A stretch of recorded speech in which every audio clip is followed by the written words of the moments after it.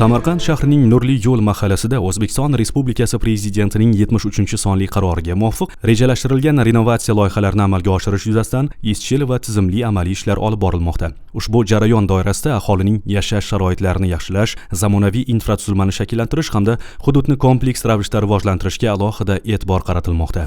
Все валится, все сыпется, это уже не дома. Скоро 100 лет будет отсюда. Derda endi hozir 4 ta oila, 3 ta ukam, ayam, kelinim, jiyanchalar. Mana kuniga yashab yotibman. Sharoitlarimizni ko'rdilar. Sharoitimiz og'ir, mana hamma joy fatorot bo'lib yotibdi. Endi yomg'ir bor, qor bor. Amalga oshirilayotgan ishlar doirasida mahallada istiqomat qiluvchi fuqarolar bilan qonunchilik talablariga to'liq rioya etilgan holda o'zaro oldi-berdi shartnomalari tuzilmoqda. Mazkur shartnomalarda mulkdorlarning huquq va manfaatlari to'liq inobatga olinib, ularga tegishli kompensatsiya to'lovlari belgilangan tartibda amalga oshirilmoqda. Hammani kasb-koriga Xudo baraka bersin, unga tinchlik, sog'lik, halollik bersin. Hammani topgani yaxshi kun to'y tomosha. Iloyim.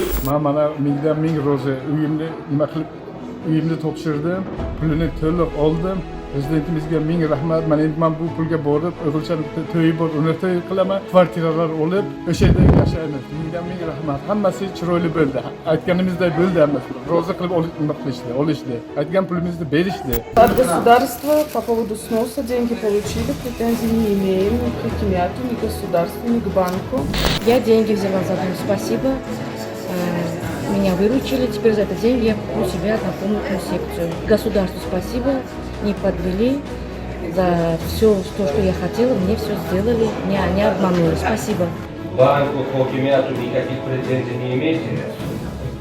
Получили, да, все деньги? Вы довольны? Деньги получил договорные. На эти деньги я купил квартиру в доме. Я доволен, все хорошо. Спасибо всем. Kelishgan pulni oldim. Nasib bo'lsa, nasib qilsa yaxshiroq uy olishga Xudo nasib qilar. Rahmat sizlarga.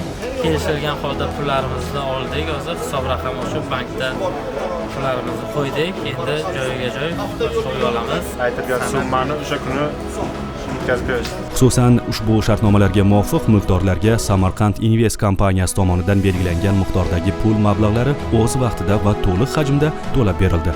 Bu esa jarayonning ochiqligi va shaffofligini ta'minlash, shuningdek, aholining davlat siyosatiga bo'lgan ishonchini yanada mustahkamlashga xizmat qilmoqda. Umuman olganda, mazkur renovatsiya ishlari fuqarolarning ijtimoiy himoyasini ta'minlash, ularni roziligini olish hamda hududni zamonaviy qiyofaga keltirishda muhim ahamiyat kasb etmoqda. Bu kabi loyihalar kelgusida shahar infratuzilmasini yanada takomillashtirishga xizmat qilishi kutilmoqda.